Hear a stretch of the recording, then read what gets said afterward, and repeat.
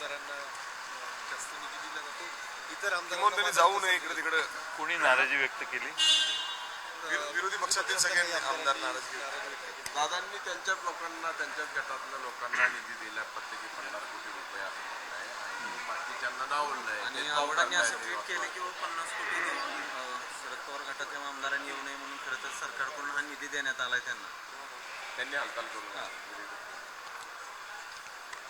नेमात पुढे काय तुम्हाला असं वाटतं का निधी काय सर इतर सगळ्या आमदारांना समान वाटप व्हायला पाहिजे, कामं सगळ्यांची आहेत. विरोधी पक्षातल्या आमदारांना निधी द्यायचा नाही असं साधारणपणे बहुतेक आमदारांना कोणाला विरोधी पक्षातल्या निधी मिळाला नाही आज अशी चर्चा सभागृहाच्या तिथं बसलेले सगळे काँग्रेस, शिवसेना आणि राष्ट्रवादीचे आमच्या बाजूचे जे आमदार आहेत त्या सगळ्यांच्या मतदारसंघात फारसा निधी कुठं आलेला नाही.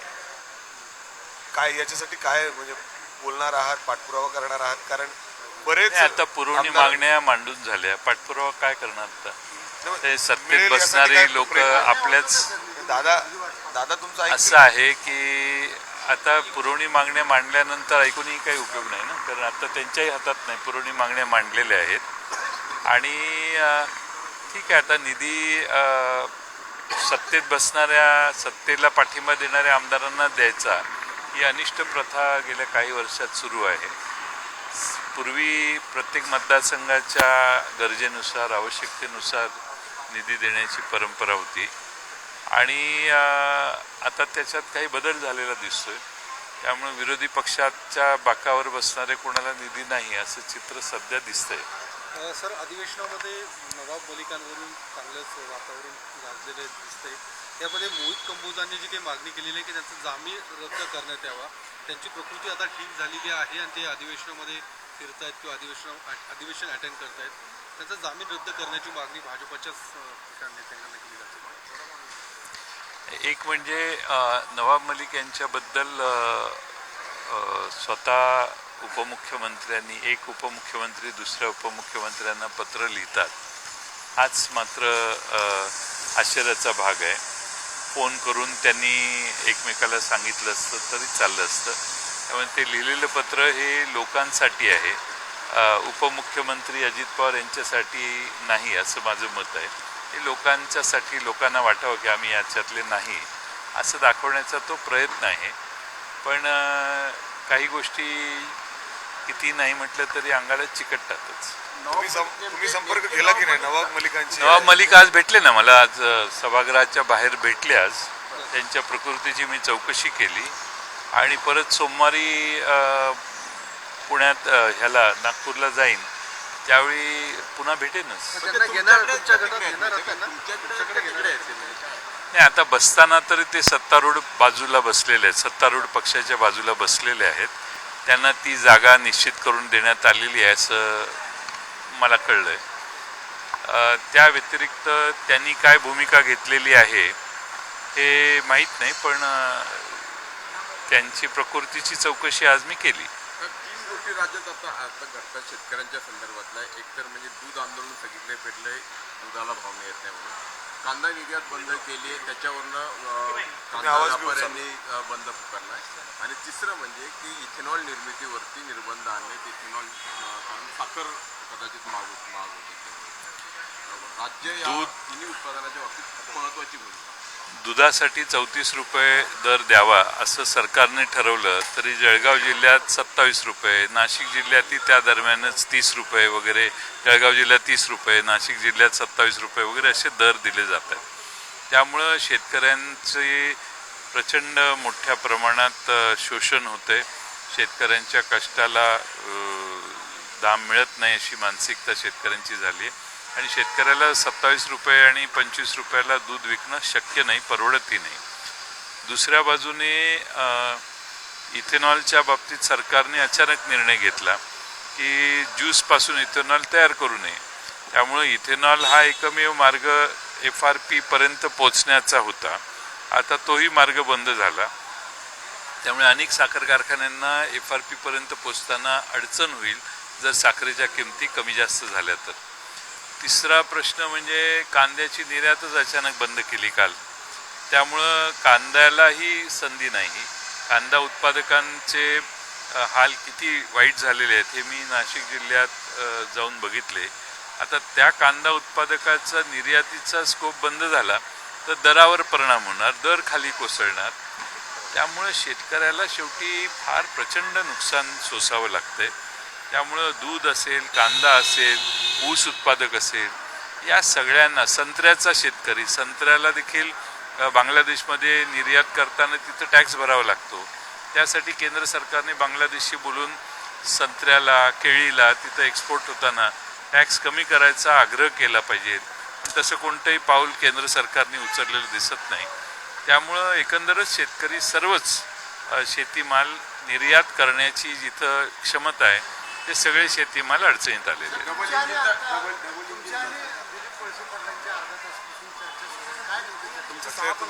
माझी बॅग हरवलेली होती म्हणून मी बॅग हुडकत होतो. दिलीप वळसे पाटील कुठे आहेत मला माहित नाही. भेट झाली आतमध्ये, त्यांची भेट झाली नाही. विमानातच भेट झाली ना. नाही नाही ते आले नाही, त्यांचं बॅग हरवलंय.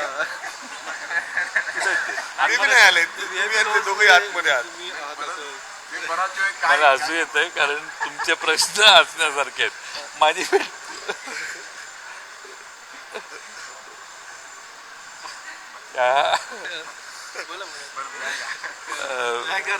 दिलीप वळसे पाटील हे विमानात होते.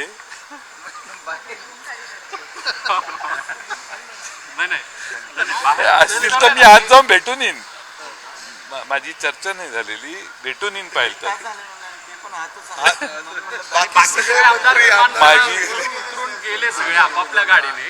तुम्ही दोघेच आहात. मला का हसू येते की तुमच्या कल्पनाशक्ती किती पुढे जाते याच्याबद्दल मला हसू येते. माझी भेट झालेली नाही, माझी बॅग हरवली म्हणून मी थांबलेलो होतो. बॅग घेऊन आतून माणूस आल्यानंतर परत मी आलो बाहेर. मला भेटलेलं नाही, मला माहित नाही. विमानात एकत्र होते तुम्ही दोघे. विमानात तिथं नागपूर एअरपोर्टला एकत्रित होतो आम्ही सगळे. हो हो होते, बरोबर नव्हते पण होते. पुढच्या प्रवासात तर नाही. आणि आता पुढच्या प्रवासाचं काय? तुम्ही परवानगी दिली तर मी निघेन. त्यांच्या प्रवासाची चौकशी तुम्ही करा. बॅग आला का मग? माझी आली ना, माझी गाडी ती गेली. तर राज्य महाराष्ट्राच्या जे काही एक करून सभासद राजीनामा देत आहेत, म्हणजे एका बाजूला मराठा आरक्षणाचा विषय ही अतिशय गंभीर बाब आहे. राज्य मागासवर्गीय आयोगाचे सदस्यांनी राजीनामा देणं यात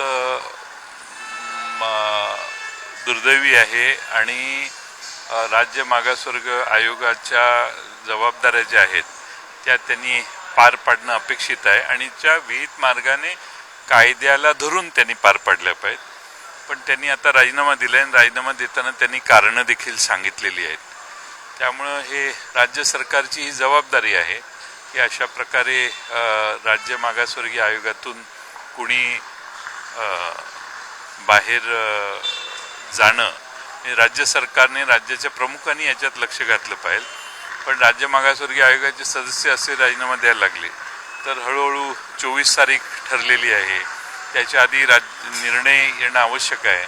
त्या निर्णयाला आता विलंब लागणार. त्यामुळं सगळ्याच गुंतागुंत वाढण्याची शक्यता आहे. म्हणजे सरसकट आरक्षण हा वेगळा विषय, म्हणजे ही एक वेगळी बाजू आहे. आणि नोंदी तपासून, कुणबी असल्याच्या नोंदी शोधून तपासून त्यानंतर प्रमाणपत्र देणं हा वेगळा विषय. या दोन्हीचा वेळ खरोखर साधला जाणार आहे का? आणि 24ची डेडलाईन ज्याला म्हणतो आपण, म्हणजे जरांगेंनी दिली आहे म्हणून खरोखर ती डेडलाईन ठरणार आहे. काय आहे की राज्य सरकारने काही निर्णय आणि आश्वासनं दिलेली आहेत. त्या आश्वासन हुकूम काम चालू आहे की नाही आम्हाला माहीत नाही. आम्ही वाट बघतोय राज्य सरकार कोणत्या प्रकारचा निर्णय घेणार हे पाहण्यासाठी. एका बाजूने राज्य सरकारमधले मंत्रीच वेगळी भूमिका ठामपणाने मांडतायत पण मुख्यमंत्री यावर काहीच बोलत नाहीत. त्यामुळे राज्य सरकारचं या एकंदर या आरक्षणाच्या विषयात हा प्रश्न कसा हाताळायचा याबद्दल एकमत मला दिसत नाही. राज्य सरकारने एकमत केलं पाहिजे आणि प्रशासनात आणि सरकारमधल्या मंत्र्यांच्यात याबाबतीत एकमत होणं आवश्यक आहे. तो प्रयत्न सरकारने केला पाहिजे. आता आश्वासनं वेगळ्या समाजाला सरकारने जी दिलेली आहेत त्या धनगर समाजाच्या आरक्षणाचाही प्रश्न आहे. त्या आश्वासनाच्या बाबतीत सरकार काय करत आहे? शेवटी आम्ही विरोधी पक्षात आहोत.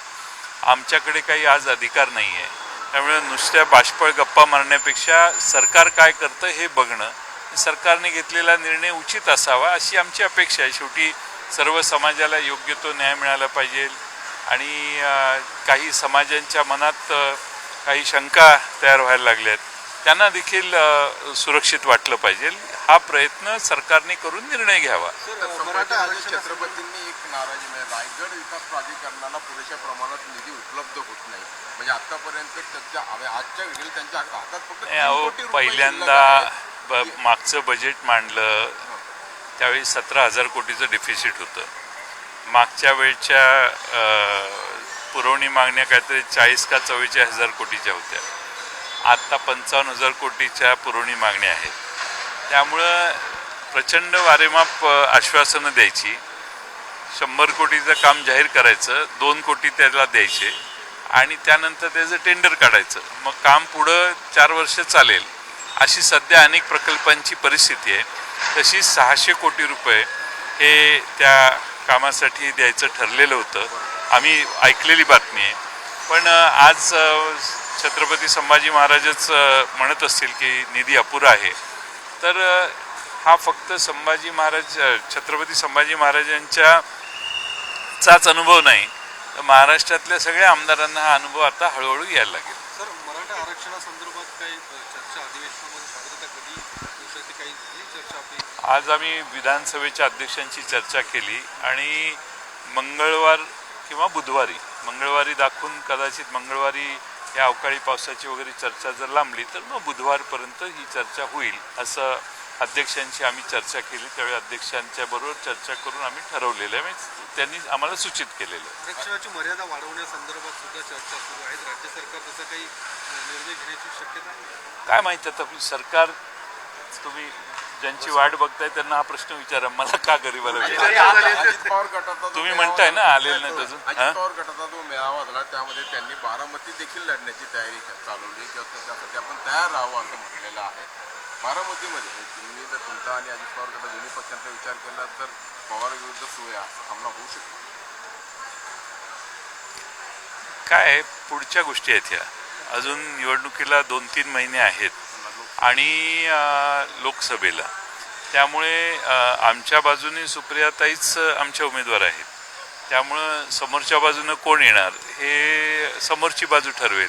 तशी काही झाली त्यांच्यात जागा वाटपही व्हायचंय, भाजप आणि आमच्यातून जे बाजूला गेलेले आहेत त्यांचं जागा वाटप झाल्यावर मग ठरेल. त्यामुळे बारामतीत तशी काही परिस्थिती उद्भवली तर तयार आहे शरद पवार गट या सगळ्या लढाईला? आमचं सिटिंग सदस्य आहेत सुप्रियाताई सुळे, त्यांचा संपर्क दांडगा आहे, लोकांशी संपर्क आहे, संसदेत त्यांनी उत्तम काम केलेलं आहे. त्यामुळे मला खात्री आहे की बारामती लोकसभा मतदारसंघातली जनता सुप्रियाताईंना जास्त त्यांच्या पारड्यात मतं टाकतील.